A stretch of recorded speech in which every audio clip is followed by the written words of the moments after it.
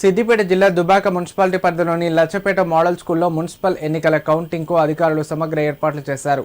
ఈ సందర్భంగా municipal commissioner Ramesh Kumar మాట్లాడుతూ రేపు జరగనున్న కౌంటింగ్ ప్రక్రియకు సంబంధించి సిబ్బందికి శిక్షణ ఇచ్చినట్లు తెలిపారు. కౌంటింగ్ కోసం మొత్తం 7 టేబుళ్లను ఏర్పాటు చేసి 3 రౌండ్లలో 20 వార్డులకు సంబంధించిన ఓట్ల లెక్కింపును నిర్వహించనున్నట్లు వెల్లడించారు. ఈ ప్రక్రియలో భాగంగా 24 మంది సిబ్బందిని నియమించగా అందులో 8 మంది సూపర్వైజర్లు, 16 మంది కౌంటింగ్ అసిస్టెంట్లు ఉన్నట్లు చెప్పారు. అదేవిధంగా 10 మంది రిటర్నింగ్ అధికారుల సమక్షంలో కౌంటింగ్ జరుగుతుందని వివరించారు. దుబాక మున్సిపాలిటీలో మొత్తం 39 పోస్టల్ బ్యాలెట్ దరఖాస్తులు వచ్చినప్పటికీ అందులో 35 మాత్రమే అందినట్లు కమిషనర్ తెలిపారు. రేపటి కౌంటింగ్ను ప్రశాంత వాతావరణంలో నిర్వహించేందుకు పోలీస్ బందోబస్తు మధ్య అన్ని విధాల చర్యలు తీసుకున్నామని ఆయన పేర్కొన్నారు.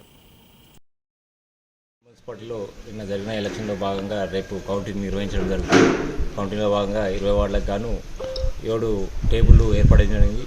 3 రౌండ్లలో దుబాక మున్సిపాలిటీ ఫలితాలు రావడం జరుగుతుంది. దీనికి గాను 24 మంది సిబ్బందిని నియమించడం జరిగింది. అదే కౌంటింగ్ సిబ్బందిని 8 మంది సూపర్వైజర్లు, అదేవిధంగా 16 మంది కౌంటింగ్ అసిస్టెంట్లను నియమించడం జరిగింది. ఆర్ఓలు 10 మంది ఉన్నారు.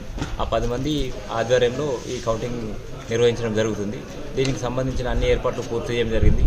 పోలీస్ శాఖ కూడా గట్టి బందోబస్తు నడవనే ఈ కౌంటింగ్ సజావుగా జరుగుతుంది. కాబట్టి క్యాండిడేట్లు కానీ లేకపోతే క్యాండిడేట్ తరఫున ఏజెంట్ కానీ ఒక్కరికి మాత్రమే లోపలికి అనుమతించడం జరుగుతుంది కౌంటింగ్లో.